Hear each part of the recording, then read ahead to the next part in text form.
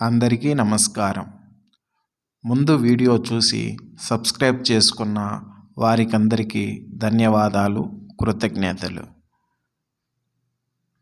కుప్పుస్వామి ప్రకారం బాల్యదశ అనేది సమాధానం శైశవ దశ నుండి యవనారంభ దశ వరకు గల కాలాన్ని బాల్యదశగా కుప్పుస్వామి పేర్కొన్నాడు.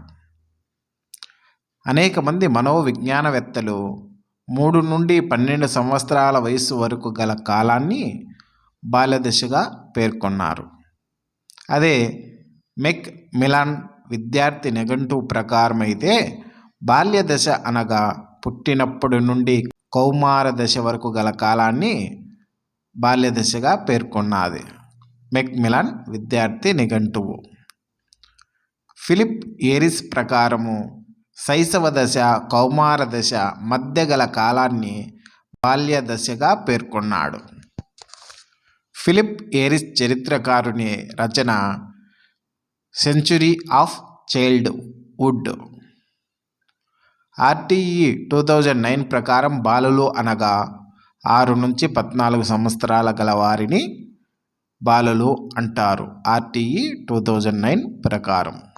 ట్యాబులా రాసాను పేర్కొన్నది జాన్ లాక్. ట్యాబులా రాసా అనగా ఏమి రాయని నల్లబల్ల లాంటిది అని అర్థము. వ్యక్తి వికాసంపై పరిసరాల కన్నా అనువంశికత ఎక్కువ పాత్ర వహిస్తుందని తెలిపినవారు. సమాధానం గాల్టన్. వాట్సను, బాగ్లే, గోర్డాన్ వీరు పరిసరవాదులు.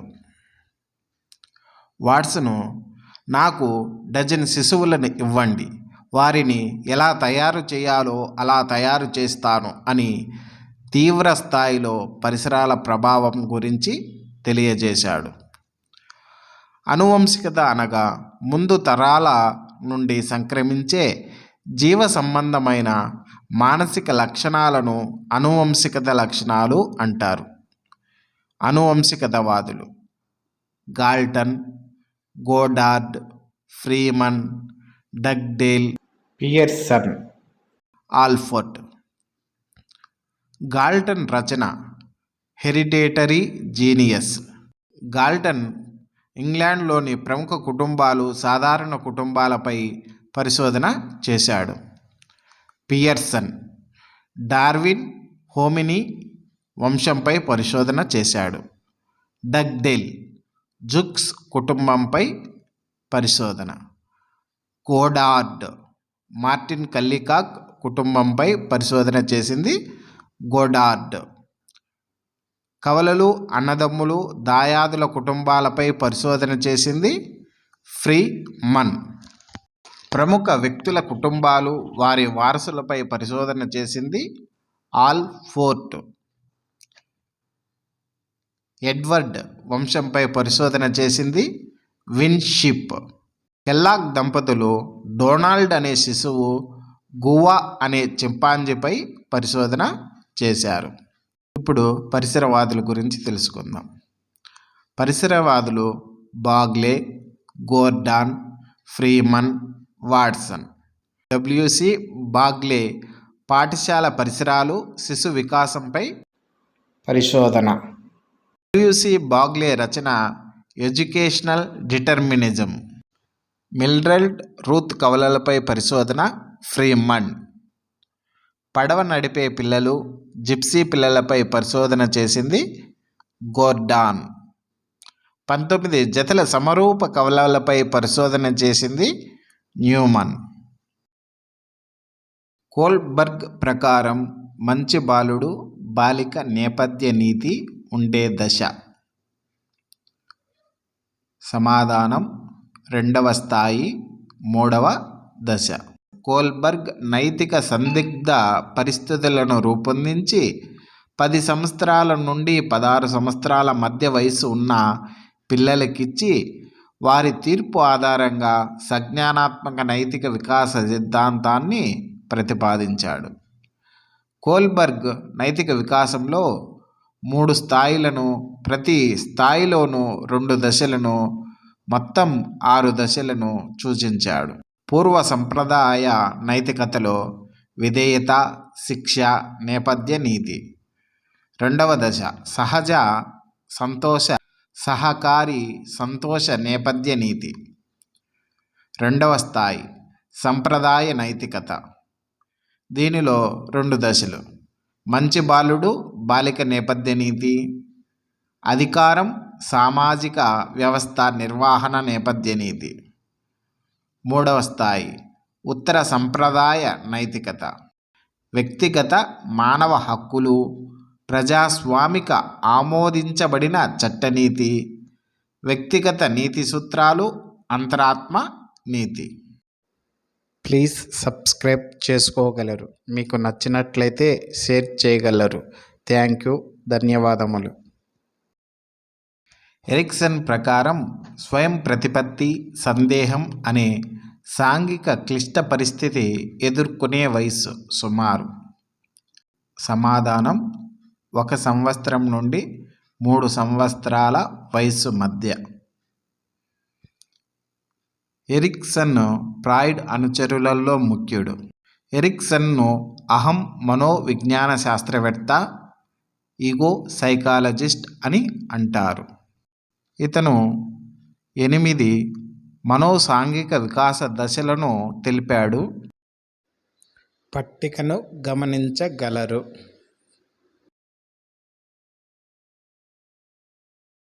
ఎలిజబెత్ హర్లాక్ ప్రకారం వ్యక్తి పూజ కౌమార దశలో జరుగుతుంది. అదే ఎరిక్సన్ ప్రకారం అయితే వ్యక్తి పూజ పూర్వ వయోజన దశ అయిన 6వ దశలో జరుగుతుంది. ఇది చాలా ఇంపార్టెంట్. గుర్తించగలరు. పియాజే ప్రకారం సర్వాత్మకవాదం కనపడే దశ. సమాధానం: పూర్వ ప్రచాలక దశ. సర్వాత్మకవాదం ఎనిమిజం అనగా ప్రాణం లేని వస్తువులకు ప్రాణం ఆపాదించడాన్ని సర్వాత్మకవాదం, ఎనిమిజం అని అంటారు. పియాజే సజ్ఞానాత్మక వికాసాన్ని 4 దశలుగా పేర్కొన్నాడు. జ్ఞానేంద్రియ, ఇంద్రియ చాలక దశ. 2 పూర్వ ప్రచాలక దశ. 3 మూర్త ప్రచాలక దశ. 4 అమూర్త లేదా నియత ప్రచాలక దశ. శిశువు యొక్క సజ్ఞానాత్మక వికాసం 16 సంవత్సరాల నాటికి పూర్తి అవుతుంది. ఇంద్రియ చాలక దశలో అహం కేంద్రీకృతం ఎక్కువ, అనుకరణ అధికంగా ఉంటుంది. ఇంద్రియ చాలక దశలో వస్తు స్థిరత్వ భావన ఏర్పడుతుంది. 2 పూర్వ ప్రచాలక దశ. ఈ దశలో స్వార్థంతో కూడిన ఆలోచనలు ఉంటాయి. ఈ దశలో శిశువుకు పూర్వక్రమయుత దశ తెలియదు. స్వీయ కేంద్రీకృతం ఎక్కువ. శిశువు అన్నీ తనకే కావాలని తన దృష్టికోణంలోనే ప్రపంచాన్ని చూడడం స్వీయ కేంద్రీకృతం అంటారు. పూర్వ ప్రచాలక దశ తిరిగి 2 రకాలు. 1 పూర్వ భావనాత్మక దశ, 2 అంతర్బుద్ధి దశ. 3 మూర్త ప్రచాలక దశ. మూర్త ప్రచాలక దశలో మానసిక ప్రాకార్యాలు ప్రారంభమయ్యే దశ. చాలా ఇంపార్టెంట్. మానసిక ప్రాకార్యాలు ప్రారంభమయ్యే దశ మూర్త ప్రచాలక దశ. మూర్త ప్రచాలక దశలో పిల్లలు వాస్తవికతను గురించి తెలుసుకుంటారు. ఈ దశలో సంబంధాలు, భేదాలు, పోలికలను గుర్తించగలరు. మూర్త ప్రచాలక దశలో పిల్లలకు సంఖ్య, సమయం, ప్రదేశం, బరువు, ధనం వంటి భావనలు ఏర్పడతాయి. 4 అమూర్త ప్రచాలక దశ లేదా నియత ప్రచాలక దశ. ఈ దశలో విచక్షణ, వివేకంతో కూడిన ఆలోచనలు చోటు చేసుకునే దశ.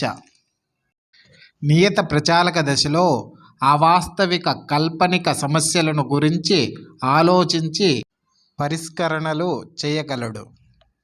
ఈ దశలో కార్యకరణ సంబంధాన్ని వివరిస్తాడు. కార్యకరణ సంబంధాన్ని వివరించే దశ అమూర్త ప్రచాలక దశ లేదా నియత ప్రచాలక దశ. అమూర్త ప్రచాలక దశలో ప్రకల్పన, నిగమనాత్మక ఆలోచన, వివేచనాత్మక శక్తి పొందుతాడు. ప్రకల్పన అనగా తన దగ్గర ఉన్న సమాచారంతో భవిష్యత్తులో ఏమి జరుగుతుందో ముందే చెప్పడం ప్రకల్పన. నేర్చుకున్న సూత్రాన్ని నిజ జీవితంలో చూపడం నిగమనాత్మక ఆలోచన. అల్పబుద్ధుల ప్రజ్ఞాలబ్ధి. సమాధానం 50 to 70, 50 నుంచి 70 వరకు. పట్టిక ఇవ్వబడినది చూడగలరు. తక్కువ మూడులు 20 కంటే తక్కువ. బుద్ధిహీనులు 20 నుంచి 50 వరకు. బుద్ధిహీనులు 20 నుంచి 50 వరకు. అల్పబుద్ధుల యొక్క ప్రజ్ఞాలబ్ధి 50 నుంచి 70 వరకు. తెలివి తక్కువ వారు ప్రజ్ఞాలబ్ధి 70 నుంచి 90 వరకు. ప్రజ్ఞాలబ్ధి. సగటు ప్రజ్ఞావంతుల యొక్క ప్రజ్ఞాలబ్ధి 90 నుంచి 110 వరకు. ఉన్నత ప్రజ్ఞావంతుల యొక్క ప్రజ్ఞాలబ్ధి 110 నుంచి 130 వరకు. ఉన్నత ప్రజ్ఞావంతుల యొక్క ప్రజ్ఞాలబ్ధి. అత్యున్నత ప్రజ్ఞావంతులు 130 నుంచి 150 వరకు ఉంటుంది ప్రజ్ఞాలబ్ధి. మేధావులు, ప్రతిభావంతులు 150 కంటే ఎక్కువ. ఆర్ట్ ఆఫ్ థాట్ పుస్తక రచయిత. సరైన జవాబు గ్రహం వల్లాస్. గ్రహం వల్లాస్ సృజనాత్మకత ప్రక్రియలను గురించి తెలిపాడు. సృజనాత్మక ప్రక్రియలు 4. 1 సన్నాహ దశ, 2 గుప్త స్థితి దశ, 3 అంతర్దృష్టి దశ, 4 నిరూపణ దశ. భాషా గ్రహణ యంత్రం భావనను ప్రవేశపెట్టినవారు. సరైన సమాధానం చోమ్స్కీ. చోమ్స్కీని ఫాదర్ ఆఫ్ మోడరన్ లింగ్విస్టిక్స్ అని పిలుస్తారు. భాషా వికాస సిద్ధాంత పితామహుడు చోమ్స్కీ. నేటివిస్ట్ దృక్పథాన్ని ప్రతిపాదించాడు. నేటివిస్ట్ దృక్పథాన్ని ప్రతిపాదించింది చోమ్స్కీ. ఇతను సార్వత్రిక వ్యాకరణ సిద్ధాంతాన్ని తెలిపాడు. అరిస్టాటిల్ తెలిపిన, జాన్ లాక్ బలపరిచిన ట్యాబులా రసా పుట్టుకతో మనస్సు లేదా మెదడు ఏమి రాయబడని ఫలక, శూన్య మనఫలక అనేది సరికాదు అన్నది నోమ్ చామ్స్కీ. స్కిన్నర్ కార్యసాధక నిబంధన సిద్ధాంతాన్ని తెలియజేశాడు. బండూరా పరిశీలనాభ్యాసన సిద్ధాంతాన్ని తెలియజేశాడు. పావ్లోవ్ శాస్త్రీయ నిబంధన సిద్ధాంతాన్ని ప్రతిపాదించాడు. ఈక్వల్ అపియరింగ్ ఇంటర్వెల్ స్కేల్ దీనిని అంచనా వేస్తుంది. సరైన సమాధానం వైఖరిని. వైఖరి లక్షణములు. వైఖరులు పుట్టుకతో ఏర్పడవు. వైఖరులు అభ్యసన అనుభవాల వల్ల ఏర్పడతాయి. వైఖరులు గతిశీలమైనవి అంటే మారుతూ ఉంటాయి అని అర్థం. వైఖరులు అనుకూలంగా లేదా ప్రతికూలంగా ఎలాగైనా ఏర్పడవచ్చు. వైఖరులను బాహ్య ప్రవర్తన ద్వారా మాపనం చేయవచ్చు. కొన్ని వైఖరి మాపనులు, వాటిని రూపొందించిన వారు. తుల్య ప్రత్యక్ష విరమల మాపని థర్స్టన్. సంచిత మాపని గట్ మన్. సంకలన నిర్ధారణ మాపని లైకర్ట్. సాంఘిక అంతరాల మాపని బోగార్టాస్. సాంఘిక మితి సోషియోమెట్రీ ని రూపొందించింది జేఎల్ మెరినో. ఇడ్ ఈ క్రింది సూత్రం ఆధారంగా పనిచేస్తుంది. సమాధానం ఆనంద సూత్రం. సిగ్మండ్ ఫ్రాయిడ్ మనోవిశ్లేషణ సిద్ధాంతమును ప్రతిపాదించాడు. ఇతను ఆస్ట్రియా దేశస్థుడు. సిగ్మండ్ ఫ్రాయిడ్ రచించిన గ్రంథం ఇంటర్ప్రిటేషన్ ఆఫ్ డ్రీమ్స్, స్వప్న విశ్లేషణ అనే గ్రంథమును రచించాడు సిగ్మండ్ ఫ్రాయిడ్. సిగ్మండ్ ఫ్రాయిడ్ మూర్తిమత్వాన్ని 3 అంశాలలో చెప్పడం జరిగింది. 1 చలనశక్తి, 2 అర్జిత శక్తి, 3 శరీర ఉపరితల శక్తి. చలనశక్తిలోని 3 విభాగాలు: 1 ఇడ్, 2 ఈగో, 3 సూపర్ ఈగో. ఇడ్ ఇది మనిషి మనస్సులోని అచేతన వ్యవస్థలో ఉంటుంది. ఇడ్ యొక్క ఆధిక్యత లేకుండా ఉండడానికి చూసేది ఈగో, అహం. సూపర్ ఈగో, అద్యహం, పూర్తిగా నైతిక సామాజిక విలువలను పాటిస్తుంది. మనస్సాక్షికి, అంతరాత్మకు సంబంధించినది సూపర్ ఈగో. ఇడ్ అచుత్తి, ఇది జీవ సంబంధమైనది. ఇది ఆనంద సూత్రంపై ఆధారపడి పనిచేస్తుంది. మనిషి సహజమైన ప్రవృత్తి ఇడ్. పుట్టుకతో వచ్చేది ఇడ్. అచిత్తు ప్రాథమిక చింతన ప్రక్రియ ద్వారా పనిచేస్తుంది. నియమాలు, తప్పులు తెలియనటువంటిది ఇడ్. మనసులో మెదిలే భావన వెంటనే తీర్చడానికి తొందర పెడుతుంది. మొదటిది వినాశకారి, అహంకారి ఇడ్. ఈగో, అహం, ఇది పరిసర సంబంధమైనది. ఈగో వాస్తవిక సూత్రంపై ఆధారపడి పనిచేస్తుంది. ఈగో కార్యనిర్వాహకునిగా పనిచేస్తుంది. ఈగో ఇడ్డును అణిచివేస్తుంది, సూపర్ ఈగోను అనుసరిస్తుంది. ఈగో వాస్తవికతలను గ్రహించి సమయానుకూలంగా తెలివిగా నిర్ణయాలు తీసుకుంటుంది. ఈగో అనైతిక ఆలోచనలను కట్టడి చేసేది. ఈగో గౌణ ప్రక్రియ చింతన ద్వారా పనిచేస్తుంది. ఈగో. సూపర్ ఈగో వ్యక్తి యొక్క అంతరాత్మ. మంచి చెడ్డలను గుర్తించి సాంఘికాచారాలు పాటించేలా చేస్తుంది. సూపర్ ఈగో ఇది నైతిక సంబంధమైనది. సంస్కృతిని పరిరక్షించేది. సంస్కృతి సంబంధమైనది. కార్య పర్యవేక్షకునిగా పనిచేస్తుంది. మంచి చెడులను గుర్తించి సాంఘికాచారాలు పాటించేలా చేస్తుంది. Super ego. సూపర్ ఈగో నీతి బోధకుడు. గురువులు, తల్లిదండ్రులు, మంచి స్నేహితుల వల్ల వికసించే భాగం సూపర్ ఈగో. ఉత్కృష్ట దర్శనానికి ప్రాముఖ్యతనిచ్చేది సూపర్ ఈగో. మీకు నచ్చినట్లయితే సబ్స్క్రైబ్ చేయగలరు. Thank you.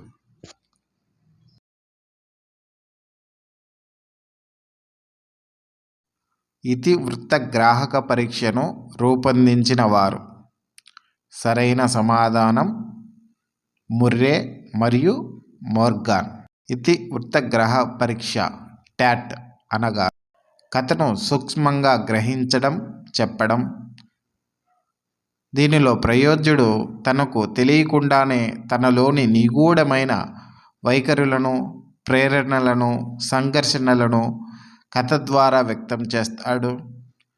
మూర్తిమత్వం అంచనా వేయడానికి కథకుడు, కథా సారాంశం, కథా పరిమాణం వంటి విషయాలను పరిగణలోనికి తీసుకుంటారు. ఇది వయోజనులకు ఉపయోగిస్తారు. ఇతివృత్త గ్రాహక నికషలో మొత్తం చిత్రాలు 30 కార్డులు ఉంటాయి. ఒక ఖాళీ కార్డు ఉంటుంది. స్త్రీ పురుషులకు ఉపయోగించే గరిష్ట కార్డుల సంఖ్య 20. స్త్రీ పురుషులు వేరువేరుగా ఉపయోగించే కార్డుల సంఖ్య 10. ఖాళీ కార్డు 1 ఉంటుంది.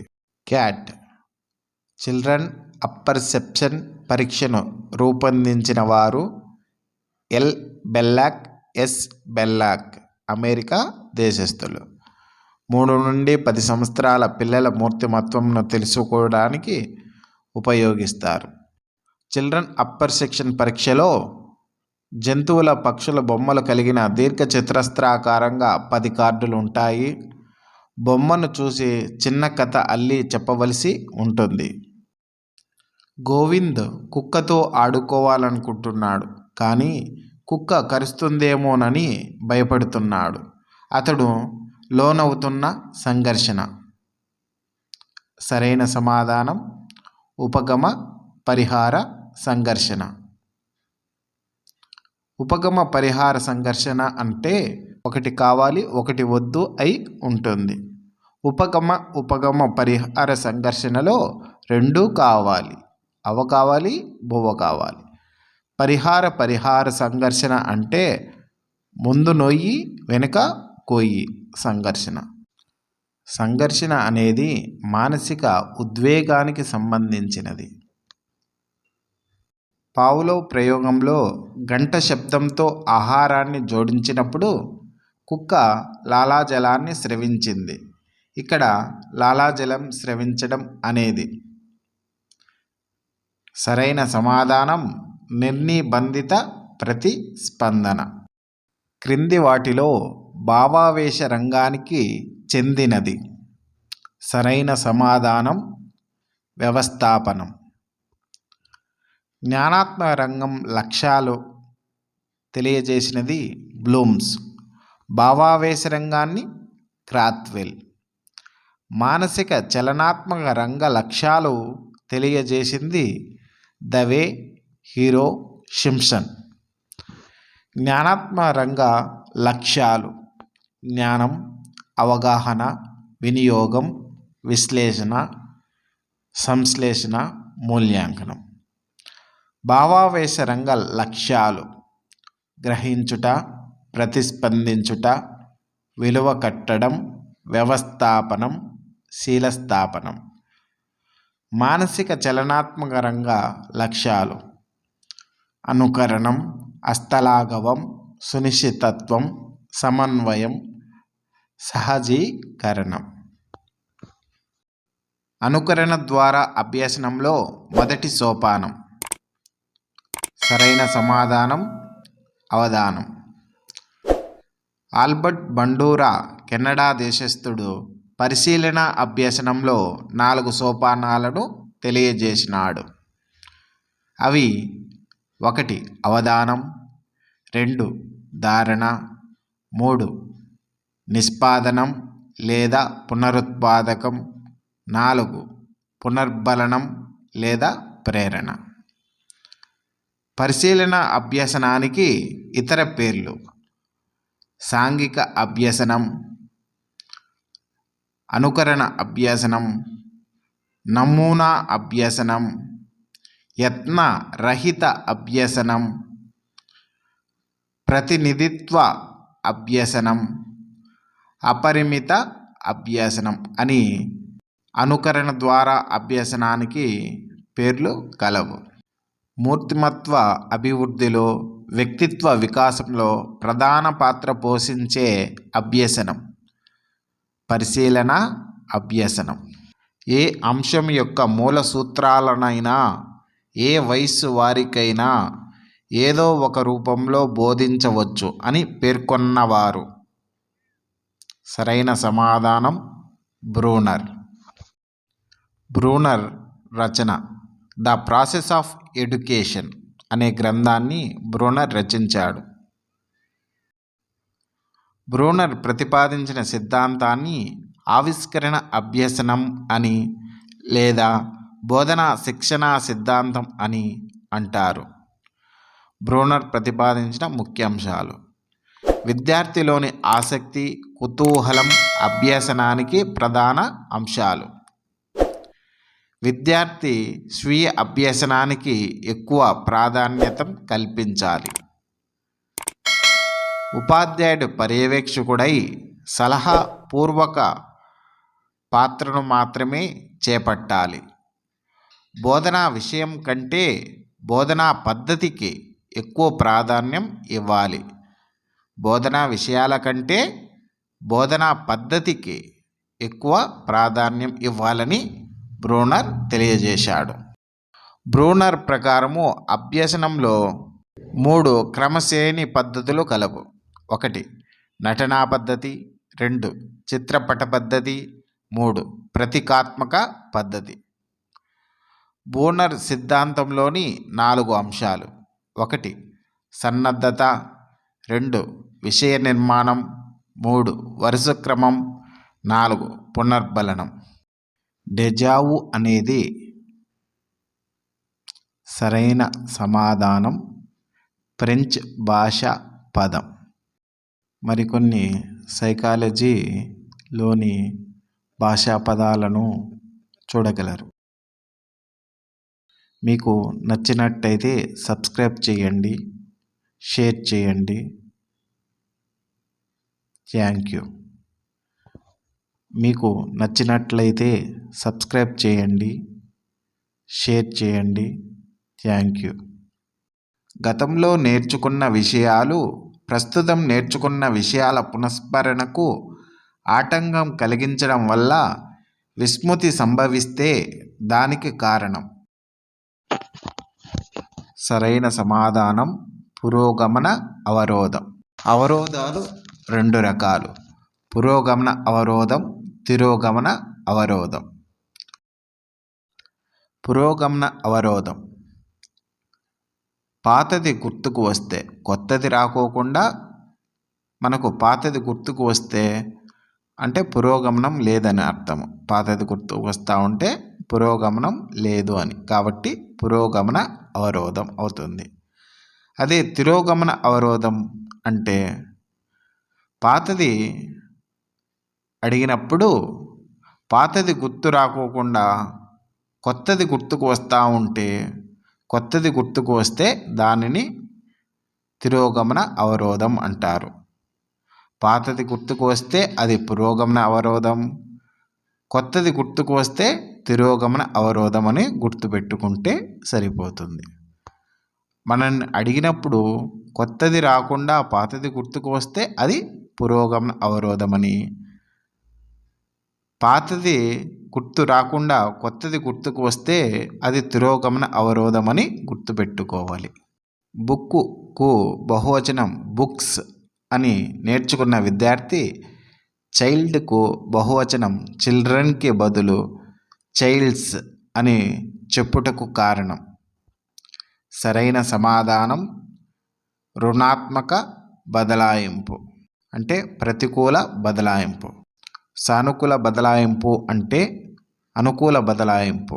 మనం నేర్చుకున్న విషయము మనకు దోహదపడితే అది సానుకూలం. బదలాయింపులు 4 రకాలు. అనుకూల బదలాయింపు. అనుకూల బదలాయింపులో ఒక రంగంలో శిక్షణ ఇంకొక రంగంలో తోడ్పడితే అది అనుకూల బదలాయింపు. 2 ప్రతికూల బదలాయింపు. ఒక రంగంలో శిక్షణ మరొక రంగంలో ఆటంకాన్ని కలిగిస్తే అది ప్రతికూల లేదా రుణాత్మక బదలాయింపు. 3 శూన్య బదలాయింపు. ఒక రంగంలో శిక్షణ ఇంకొక రంగంలో తోడ్పాటును కానీ ఆటంకాన్ని కానీ కలిగించకపోతే అది శూన్య బదలాయింపు. ద్విపార్శ్వ బదలాయింపు. ఒక చేతితో నేర్చుకున్న విషయం మరొక చేతితో చేయడానికి దోహదపడితే అది ద్విపార్శ్వ బదలాయింపు. క్రింది వాటిలో ప్రత్యక్ష వ్యవస్థాపన నియమం కానిది. సరైన సమాధానం ఫలిత నియమం. ఫలిత నియమం అనేది యత్నదోష సిద్ధాంతంలో థార్ండైక్ 3 ప్రధాన అభ్యసన నియమాలను పేర్కొన్నాడు. అవి సంసిద్ధత నియమం, 2 అభ్యసన నియమం, 3 ఫలిత నియమం. ప్రత్యక్ష వ్యవస్థాపన నియమాలు: 1 అవిరళ నియమం, 2 సామీప్య నియమం, 3 సామ్య నియమం, 4 పూరణ నియమం, 5 ఆకృతి క్షేత్ర సంబంధం. సమయ భావం వలన పట్టికలో చూడగలరు. Thank you.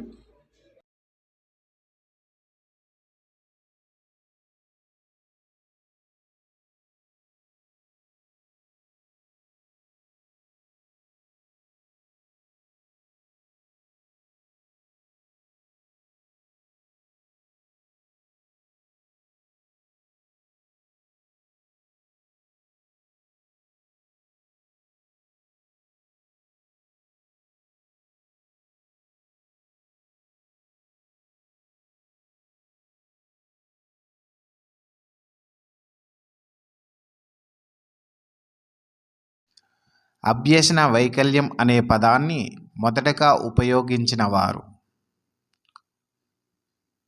సరైన సమాధానం కిర్క్, షాముల్ కిర్క్.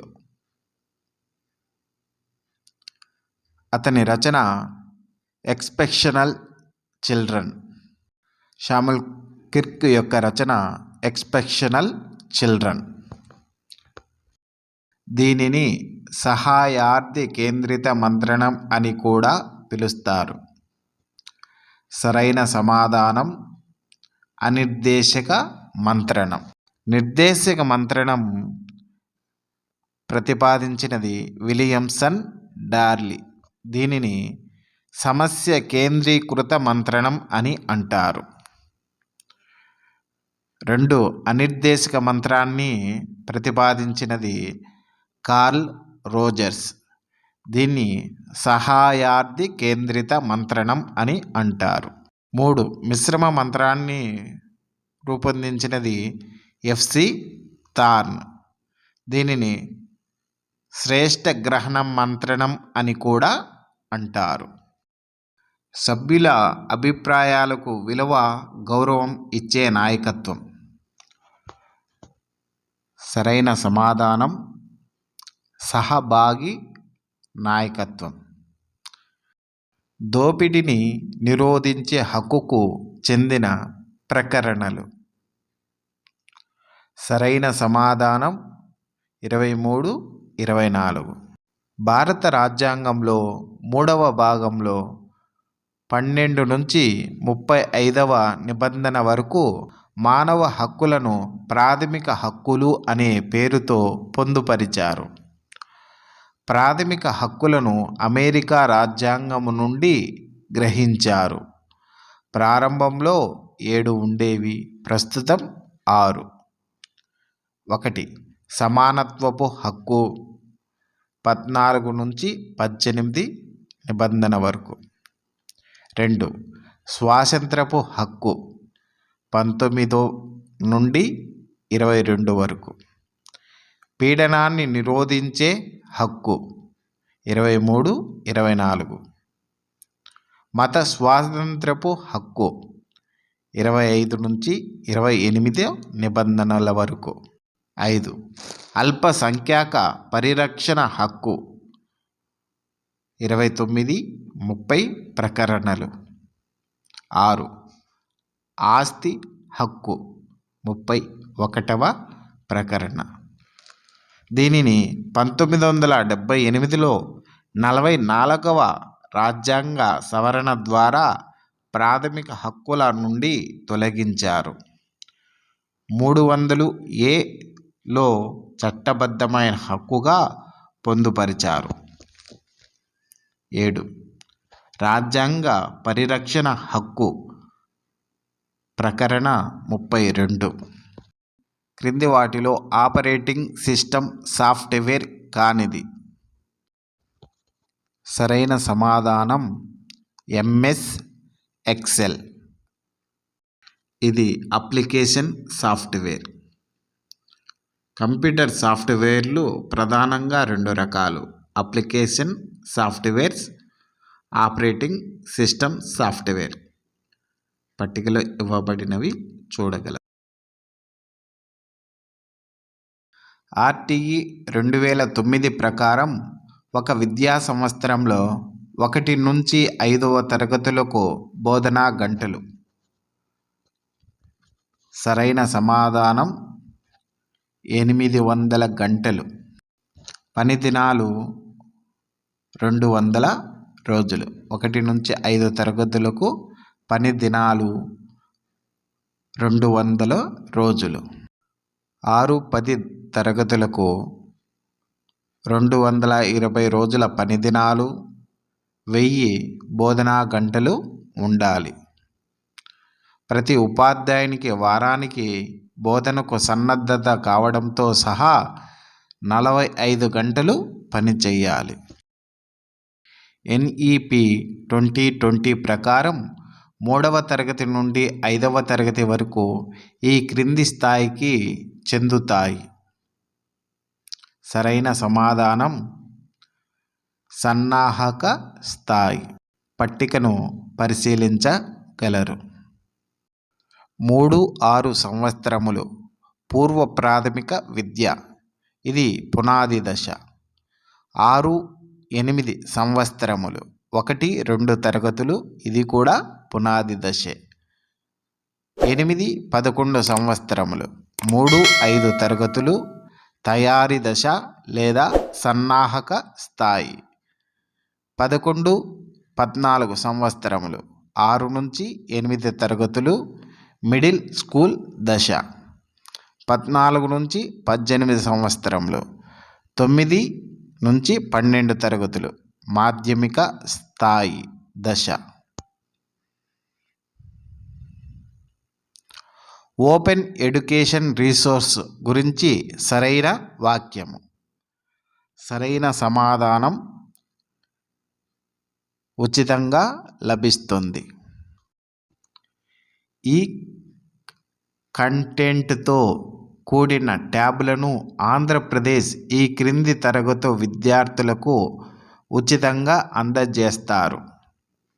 సరైన సమాధానం 8వ తరగతి. NCF 2005లో 1వ అధ్యాయం దీనికి సంబంధించినది. సరైన సమాధానం ఇవ్వలేదు, దీనికి యాడ్ స్కోర్ కలిపారు. NCF 2005లో 5 అధ్యాయాలు కలవు. 1 దృక్పథం, 2 అభ్యసనం జ్ఞానంకు సంబంధించిన అంశాలు, 3 పాఠ్య ప్రణాళిక పాఠ్యాంశాలు, 4 తరగతి గది వాతావరణం, 5 క్రమబద్ధ సంస్థాగత సంస్కరణలు. పూర్తిగా చూసినందుకు ధన్యవాదములు. Please like and subscribe for more videos. Thank you.